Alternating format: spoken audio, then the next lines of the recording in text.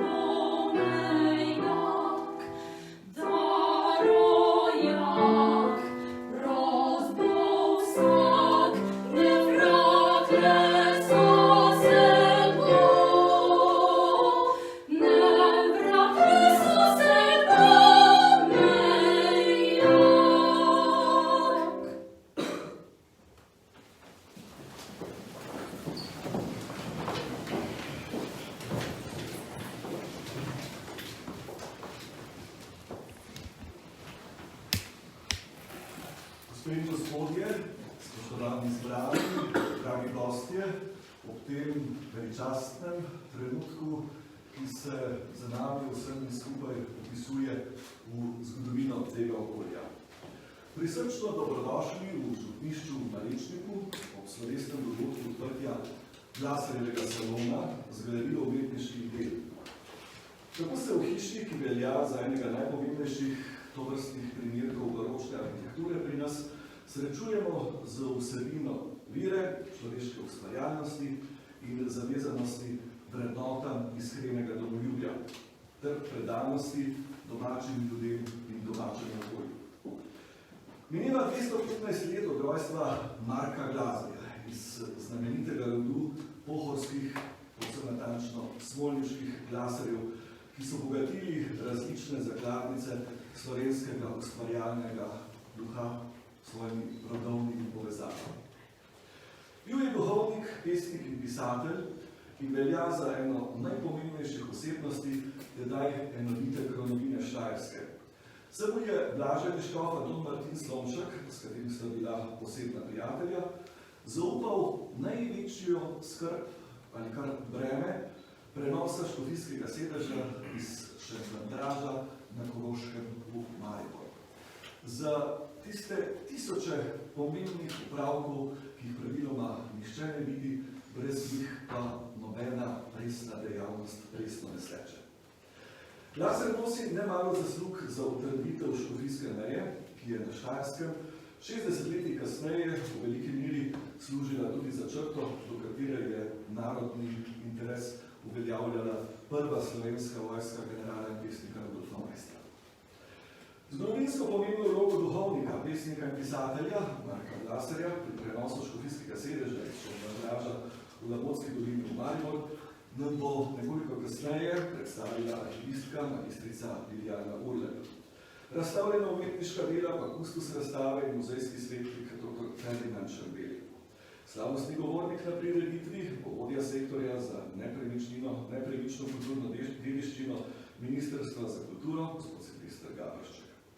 Prireditev pa poteka pod častnim pokroviteljstvom predsednika Republike Slovenije, gospoda Boruta Pahorja, pa tudi v počastitev 30-letnice, odkar je naša domovina postala samostojna država. Sedaj pa k nagovoru, pozdravljenemu nagovoru, vabimo gospoda dr. Sebastiana Valendana, župnijskega upravitelja župnije Svetega Petra v Malečniku, tudi gonilno silo spomina in približevanja ustvarjalnosti Marka Glazarja v daljnim rodom in sedanjem času. Prosim.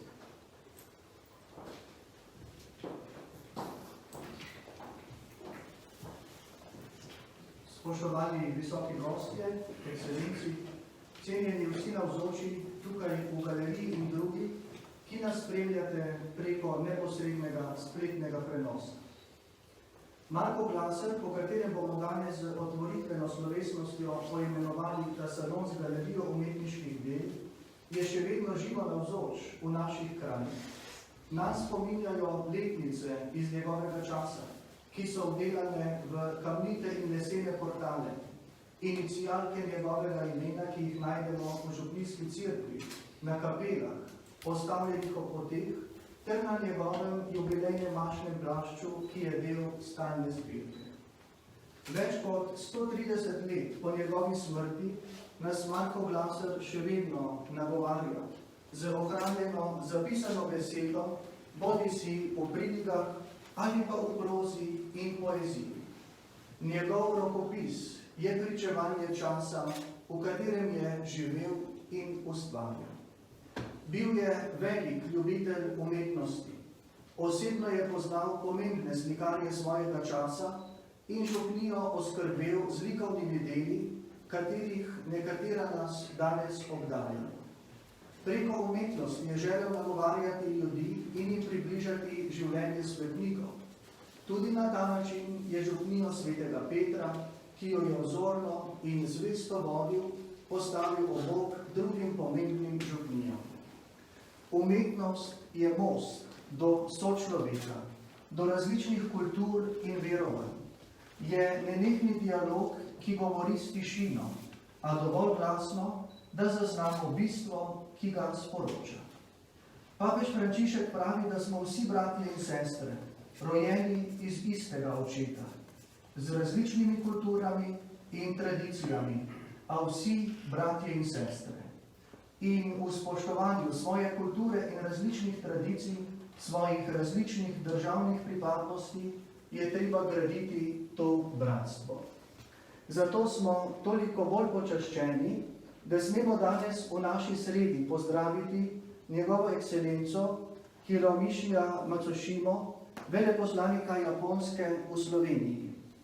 Del naše zbirke v galeriji je namreč tudi slika japonskih mučencev Pavla Mikija, Janeza Soana in Jakoba Kisaja iz 18. stoletja.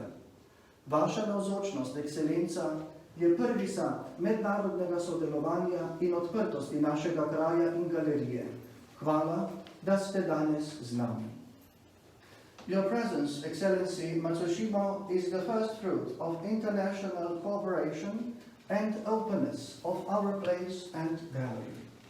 Handiku okoshi itadaki, arigato gozaimasu.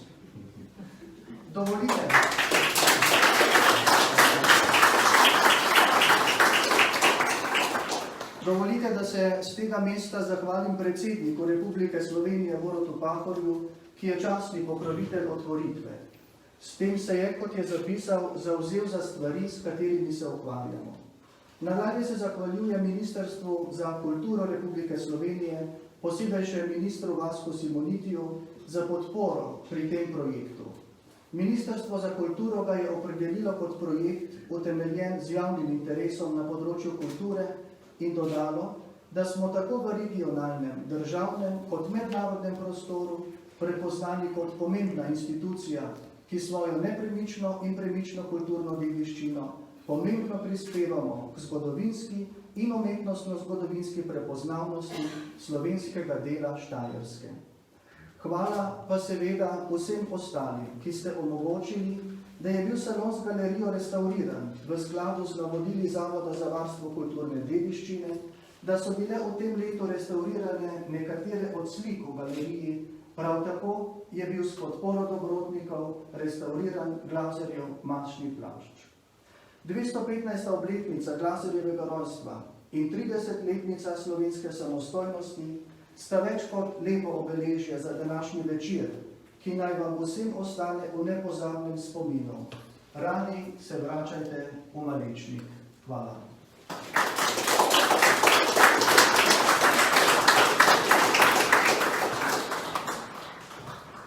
Hvala za prikaz nekaterih zanimivih dejstev, ki bomo še podrobneje spoznali. Sedaj pa dajemo priložnost ustvarjalni mladosti iz glasbene šole Antona Martina Slomška. Najprej smo slovensko himno slišali Evo Deban in Lejo Arnejčič, spremljal ju je Predrag Jelajac. Sedaj pa bo z romancom Krista Salina ali Friderika Širce, znamenitega Žalčana, nastopila Meta Podlesnik Marčič Lebovci.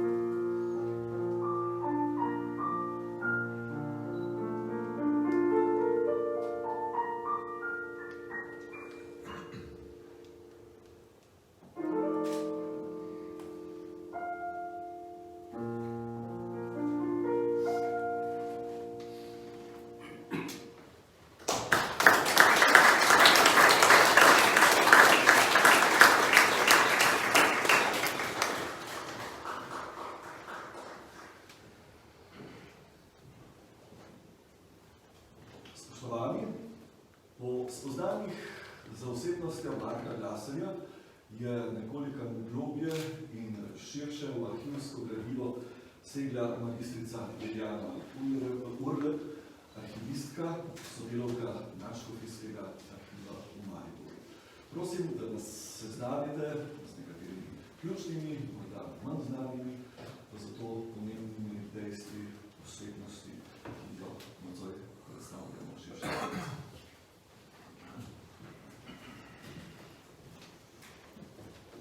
Spoštovani, najlepša hvala za besedo in prijazno predstavitev. Dovolite mi, da vas na začetku najprej vse lepo pozdravim. Veliki možje in seveda velike žene izvršujejo velika in odmirna dejanja, ki se zapišejo v zgodovino. Takšen velikan je bil lavantinski oziroma danes mariborski škof Anton Martin Slomšek, duhovnik, škof, vnet pastoralni delavec, pedagog, narodni voditelj, literarni ustvarjalec. Z pastoralnega in narodno-voditeljskega velika pa se je seveda v zgodovino najbolj zapisal s preselitvijo škofijskega sedeža iz Šentandrža na Koroškem v naš štajerski Maribor. Ob selitvi je potem pod lavantinsko škofijo prišlo celotno mariborsko okrožje, ki je predtem spadalo pod segalsko škofijo. Po prenosu škofijskega sedeža so bili tako skoraj vsi Slovenci na spodnjem Štajerskem prvič združeni pod eno škofijo. S tem niso bili postavljeni samo temelji za nadaljnji kulturni razvoj Maribora in okolice, ampak tudi temelji za ustavljanje germanizacije in oblikovanje slovenske narodne meje, ki je potem v 20. stoletju prestala 2 vojni vihri. Veliki možje so tisti, ki za delo, ki si ga zastavijo, znajo navdušiti tudi druge in si znajo dobiti dobre sodelavce in pomočnike. Slomšek je bil takšen. Proces selitve škofijskega sedeža je bil dolgotrajen in precej kompleksen proces, ki ga Slomšek ne bi mogel izvesti brez pomoči zanesljivih sodelavcev.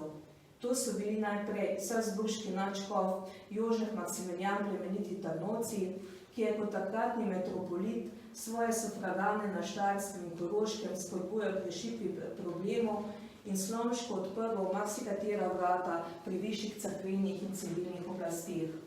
Na terenu v Mariboru pa je Slomšek lahko upal na pomoč mariborskega župana Otmara Rajzarja in seveda šempetrskega oziroma malečniška župnika Marka Glazarja. Preden pa se posvetimo vlogi Marka Glazarja, mi dovolite, da vam samo na kratko predstavim razloge in proces selitve škofijskega sedeža. Lavantinska škofija z sedežem v Šentandražu na današnjem avstrijskem Koroškem je bila ustanovljena leta 1228.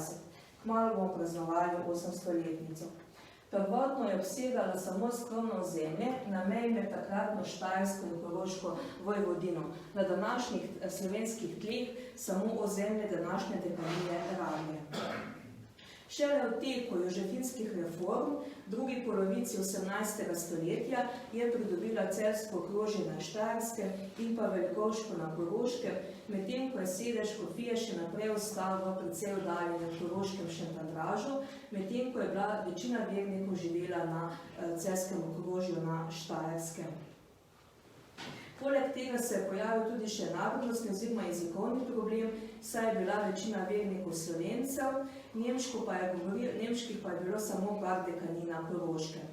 Poleg tega pa je izven lavantinske škofije so ostali tudi Slovenci v mariborskem okrožju, ki so prišli pod Cekovsko oziroma Graško škofijo. In da bi rešili ta problem, so se že na začetku 19. stoletja pojavljali načrti za preselitev škofijskega sedeža in preoblikovanje škofijskih meja.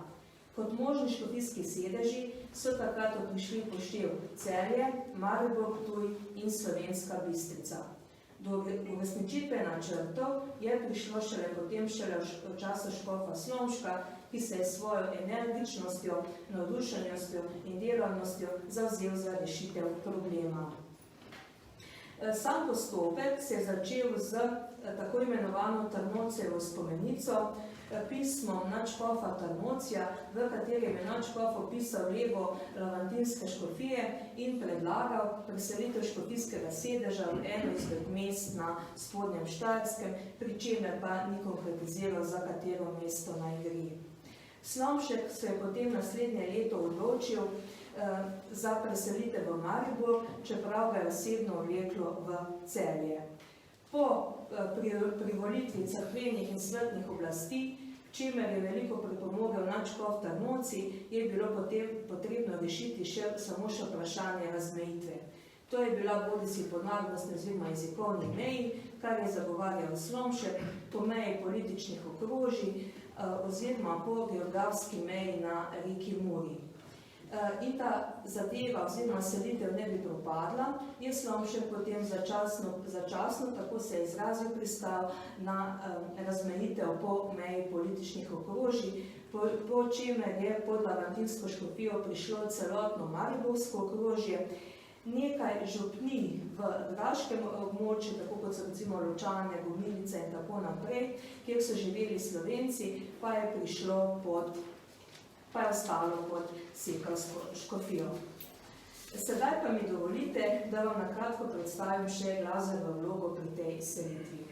Podobno kot Glazar, podobno kot Slomšek je bil tudi Glazar net pastoralni delavec, narodni voditelj, podpornik šole, omike in izobrazbe in nekoliko skromnejšem obsegu kot Slomšek tudi literarni ustvarjalec. Slomšek in Glazar sta se spoznala že v 30 letih.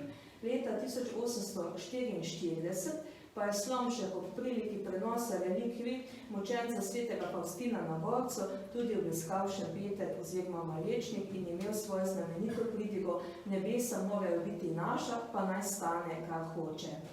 Za selitev je bil Glazer res pravi človek na pravem mestu.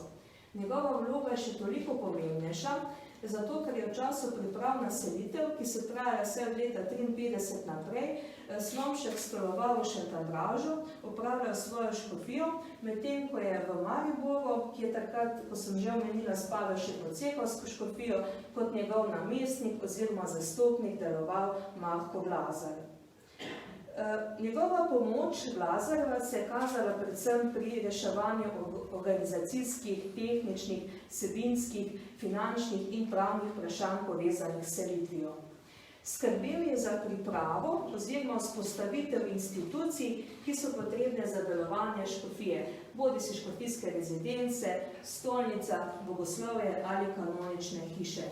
In kot Slomškov namestnik oziroma zastopnik na terenu je nadzoroval adaptacijo stavb oziroma institucij, bodisi kar se tiče gradbenih del oziroma pri cerkvah je tudi nadzoroval njihovo notranjo opremo oziroma liturgično opremo ter sodeloval pri iskanju vsebinskih rešitev za institucije. Tako kot se je recimo pokazalo pri vprašanju bogoslovnega semenišča, za katerega je bil potem določen nekdanji jezuitski kompleks s cerkvijo svetega Alojzija.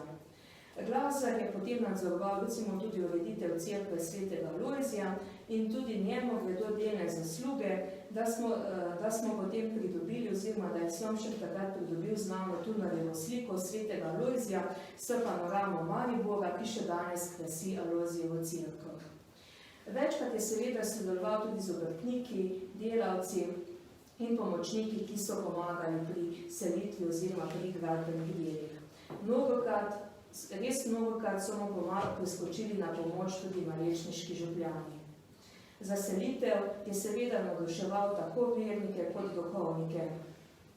Pri delu je sodeloval z tako civilnimi kot svetnimi oblastmi, mariborskim županom, dopisoval pa se tudi samim salzburškim nadškofom.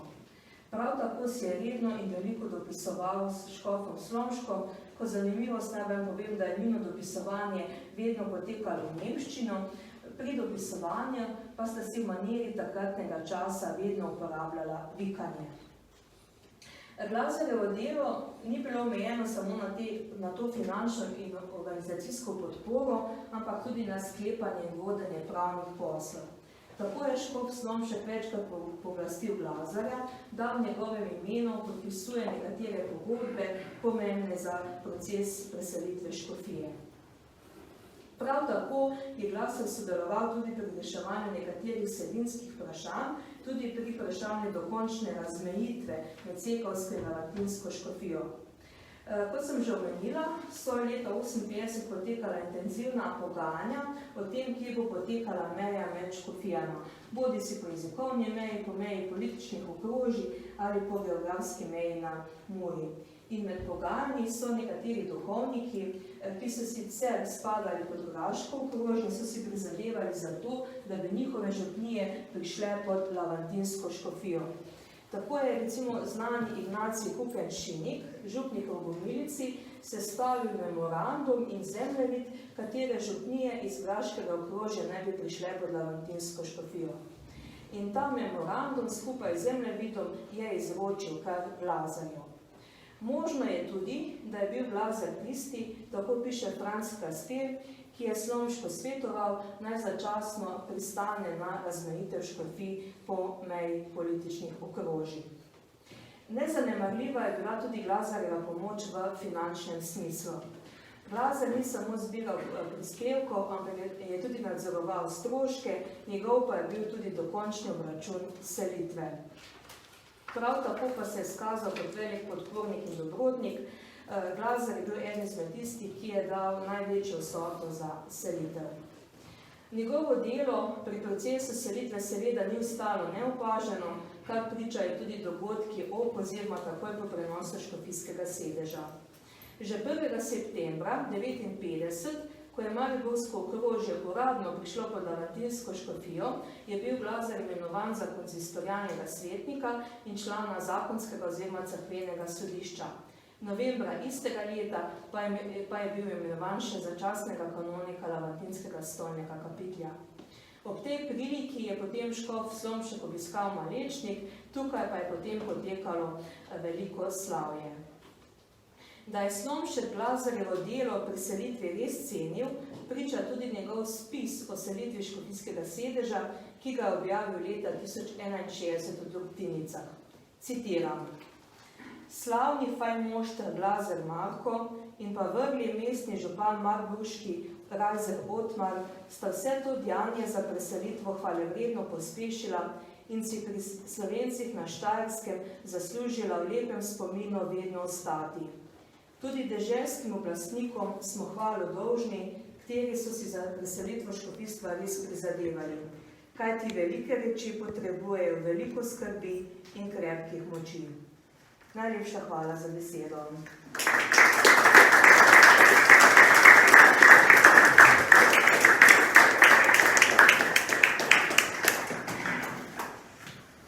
Hvala magistrici Lilijani Uglet za oris dela, ki govori o tem, kako pomembni koščki so v sestavljanju tega mozaika številnih doslej manj znanih ali pa celo neznanih posameznikov.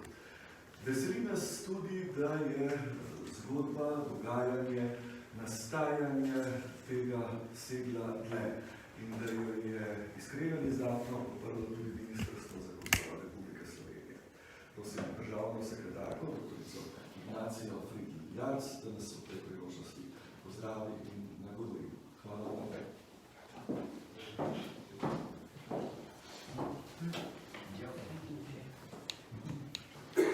Spoštovani gospod Načko, Cviti, njegova ekscelenca, veleposlanik Japonske v Sloveniji, spoštovani župnik, dr. Sebastian Valentan, cenjene gostje, cenjeni gosti, spoštovane župljanke, spoštovani župljani.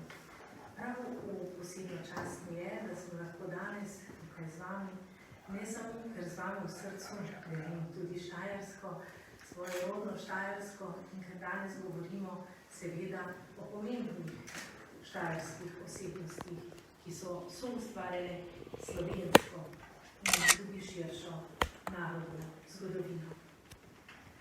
In danes lahko spoznavamo, da ni nobenega velikega dela, ki bi ga lahko velika osebnost storila sama. Vedno potrebujemo roko pomoči, vedno potrebujemo nekoga, ki nas govori, vedno potrebujemo nekoga, ki nam daje nasvet. In prav tak odnos je bil med Antonom Martinom Slomškom in Markom Glazarjem, ki mu danes posvečamo v srečanju.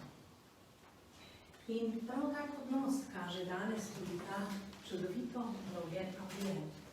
Mi je župnije, brez vrlih župljanov in župljank, ki ste največ intenzivno sodelovali pri obnovi tega čudovitega dvorca, seveda ob pomembni novi moči, duhovni moči vašega župnika. In enako velja tudi za našo Slovenijo, ki praznuje v tem letu svojih 30 let. Tako kot smo morali biti enotni tedaj, da smo se lahko osamosvojili in da lahko danes ta 30. jubilej tudi častimo s to otvoritvijo, enako bomo morali biti enotni tudi v prihodnje, če bomo hoteli delati velika dela. Naj bo ta zgodba o čudovitem odnosu med Antonom Martinom Slomškom in Markom Glazarjem, njegovej pomoči, tisti skriti sili, ki je marsikdaj opravila delo, ki se ni v zgodovino upisalo z vsakim detajlom, pa vendarle tako zelo pomembno delo, da so stvari sploh lahko nastale. Naj bo ta zgodba navdih vsem nam tudi za prihodnost. Hvala lepa.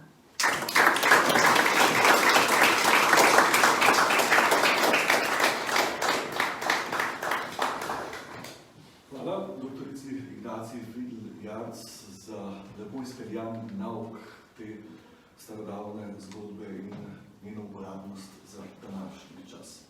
Spoštovane in spoštovani, dovolite, da sedaj kot slavnostnega govornika in hkrati tistega, ki bo razstavo odprl, povabimo vodjo sektorja za nepremično kulturno dediščino Ministrstva za kulturo, gospoda Silvestra Gabrča.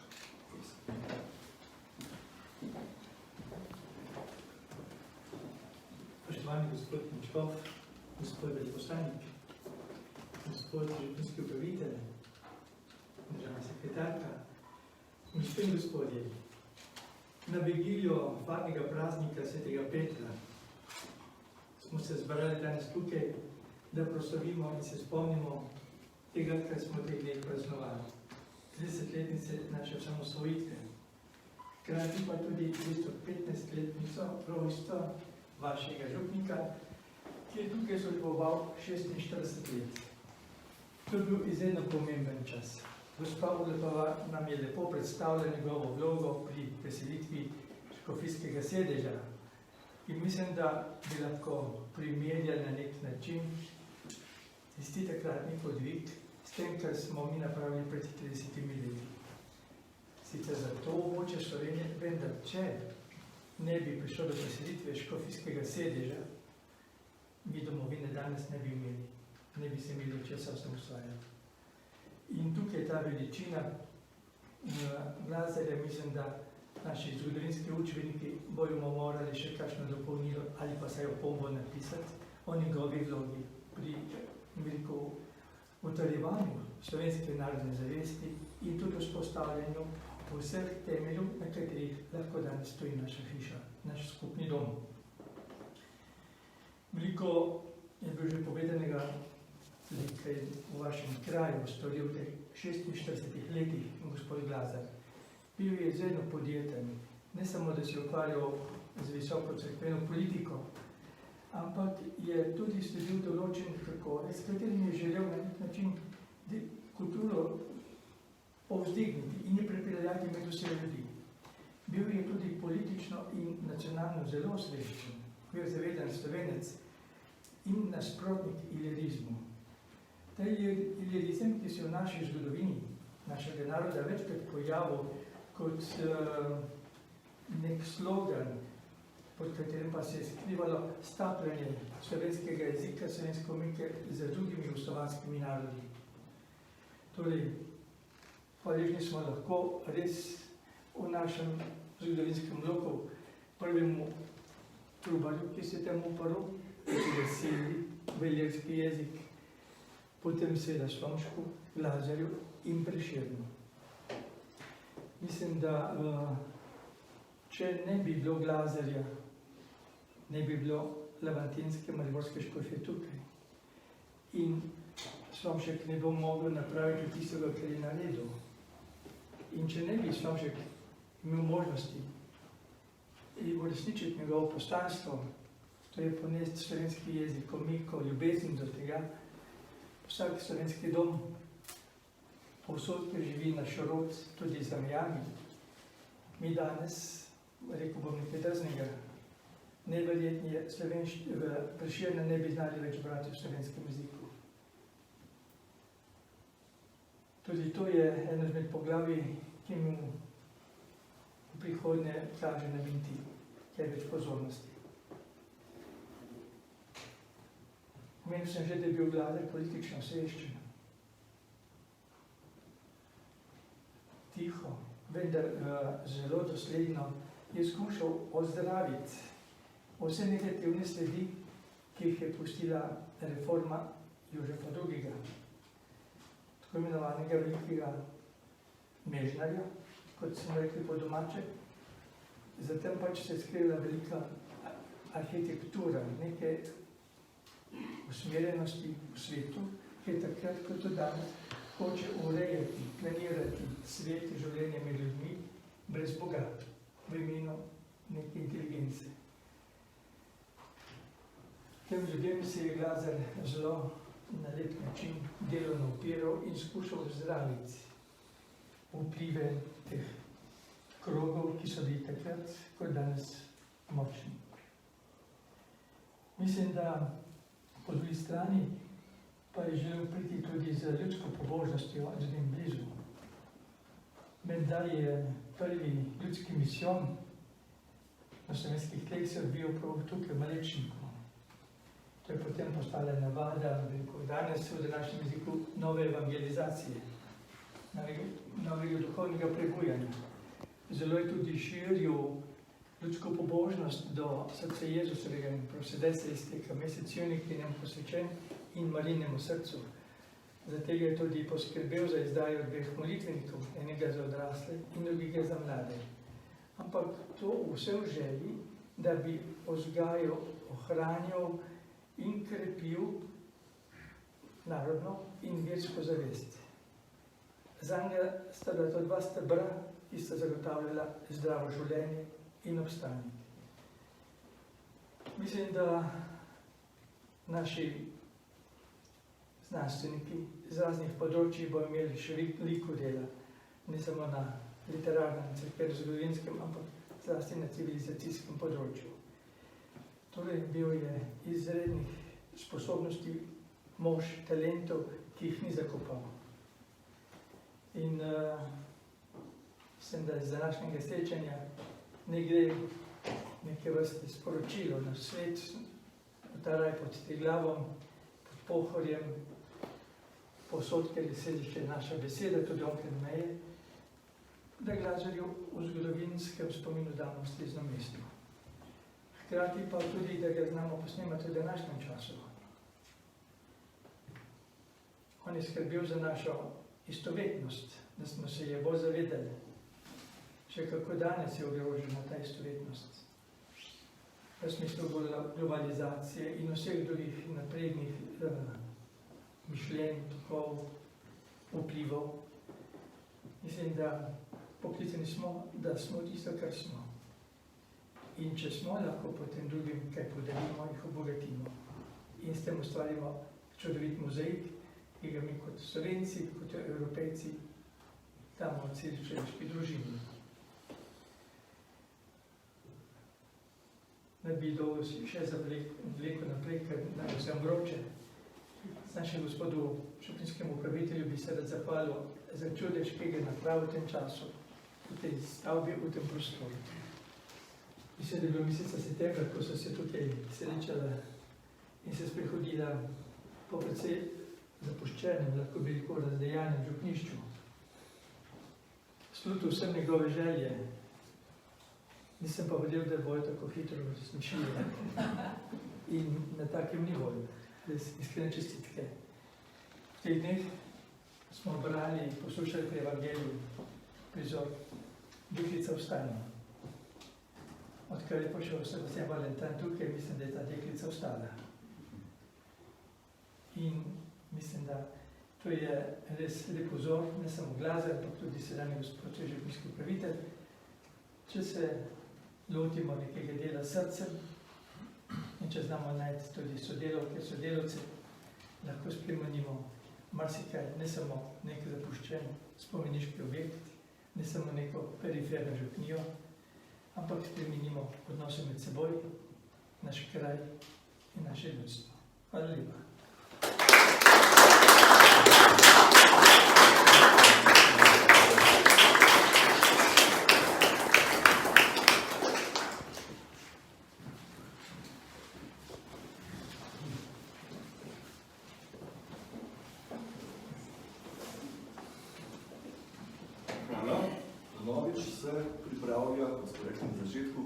Ustvarjalna mladost glasbene šole Antona Martina Slomška. Slišali bomo Meto Podesnik Marčič in Ano Marijo Renčel in nekaj po njeni zbiri. Thank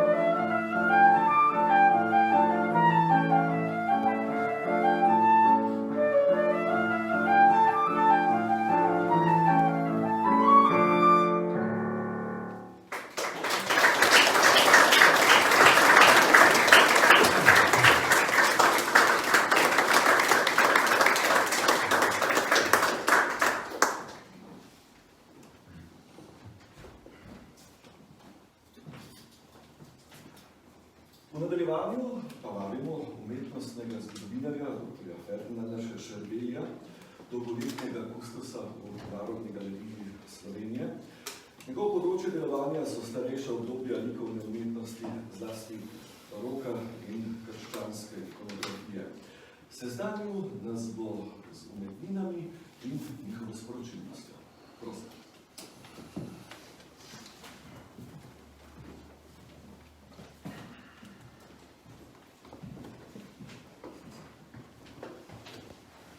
Spoštovani, prazniki so priložnost izraziti svoje zahvale in spoštovanja. Zato bi se rad najprej zahvalil gospodu Valentanu, dr. Valentanu, ki mi je zaupal urediti to zbirko v tako stilnih in ikonografskih kategorijah in s tem smo izrekel seveda hvaležno sodelovanje.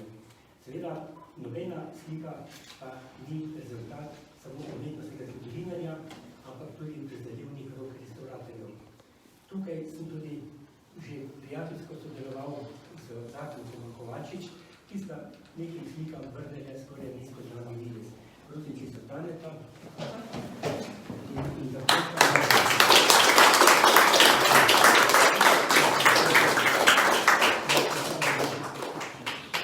tako je zdaj ta zbirka, lahko rečem, ob radijski zbirki, najbolj urejena, pregledna in tudi kakovostna zbirka na Slovenskem. In ker je danes praznik, smo še v kopreni državnega praznovanja naše 30-letnice, vam voščim veliko zadovoljstva pri pogledu te zbirke, ki je tako odprta, kot bi rekli, Sveto pismo pred nami. Hvala lepa.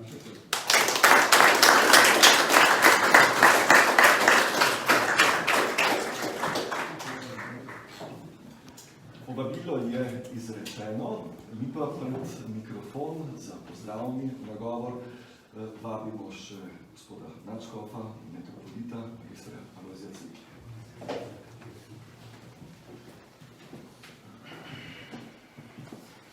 Spoštovane gospe in gospodje, visoki gosti, Srednica, župnijski upravitelj, gospod Sebastian. Koliko lepega je bilo že povedanega, da lahko samo rečem, da sem zelo vesel tega trenutka, zelo vesel, če bi tile zidovi znali spregovoriti, kaj bi nam še povedali, še več, kar smo slišali. Gotovo o tem prijateljstvu med Slomškom pa Glazarjem, o tem, kako sta načrtovala, kako sta potem, ko je že tukaj bila Škofija, oziroma sedež, ko je že bil v Mariboru, kako sta potem te korake skupaj iskala in načrtovala. Vse to gotovo je nekaj velikega in lepega. Vesel sem in hvaležen vsem, ki ste sodelovali pri obnovi. Vemo pred enem letom, kako je to izgledalo. Tisti, ki je videl pred enem letom, ve. Tako da res hvala najprej vsem županom tukaj, ki so stopili ob župnijskega upravitelja, mu pomagali, koliko ur je tukaj, koliko odpovedi, koliko je vloženega do tole, vsem vam, ki ste tudi prispevali sredstva, res hvala. Včeraj smo mi tole blagoslovili. Zakaj smo blagoslovili? Da bi zopet ta salon služil svojemu namenu. Da bi res bil kraj srečevanja, kraj, kjer človek duhovno raste, kraj, kjer se tudi malo gleda naprej, pa tudi, da se obnavlja ta zgodovina. Mi Slovenci imamo toliko lepega in toliko bogatega, ampak dostikrat ne znamo tega vrednoti in ne znamo živeti iz tega humusa. To je humus, iz katerega mi lahko črpamo tudi ideje, spodbude in tako naprej. In sem vesel, da je tale trenutek ravno od 30-letnice naše samostojne Slovenije. Vemo, da je ta pot, ki je prehodila, je pa pot križa, četrte je bilo. Ampak se mi zdi, da je to praznovanje pa je dalo malo zopet nekega zagona in nekega novega poguma. Upam. Prav tako je jutri praznik svetega Petra, zavetnika te župnije. In tako smo tukaj skupaj ravno na predvečer tega praznika in želim, da bi res ta kraj, tale salon, postavil en tak milostni kraj, ker se bodo dogajale lepe stvari za dušo, ker bomo res notranje lahko krepili in napolnjevali ker se mi zdi, da ravno to je danes problem. Mi notranje smo zelo tako šibki. Ne znamo, kaj preko tudi, preko se ostaviti v teh lepotah in zred in pustiti, da nas nagovarjajo, da nas res polnijo. Tako res, hvala vam vsem in želim, da z Božjim blagoslovom, ki smo ga širje poklicali na tele prostore, res ta salon in sploh ta župnija, najbolj kraj tak enega pomladnega razpoloženja, novega upanja, ki ga vsi tako potrebujemo. Hvala in lep vikend.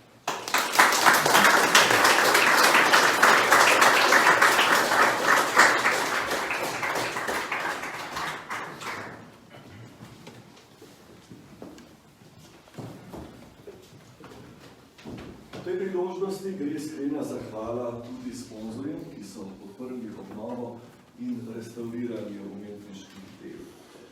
To so Ministrstvo za kulturo Republike Slovenije, Kmetijsko-gozdarska zbornica Slovenije, podjetje Arjadna okna brata Senčila, Slovenska demokratska stranka, pa Slovenska ljudska stranka, Visokošolska izobraževalna ustanova Alma Mater Europeja, Pošta Slovenije, družina Škerbot Marko iz Metave in družina Peterko iz Krčove pri Maličniku. Iskren in velik hvala.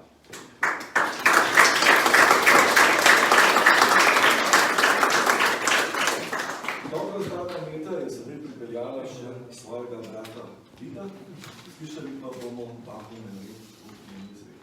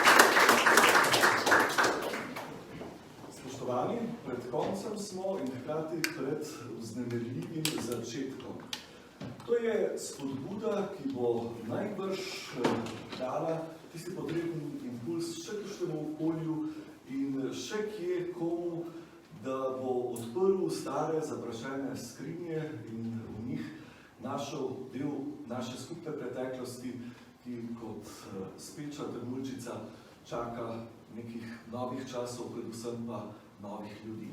In ko smo že pri Marku Glazerju in tem okolju, ne smemo pozabiti še nečesa izjemno pomembnega za ta prostor. Prizadeval si je za izobraževanje deklic, zato so v Malečnik prišle šolske sestre, ki so začele vzgojno-izobraževalno dejavnost.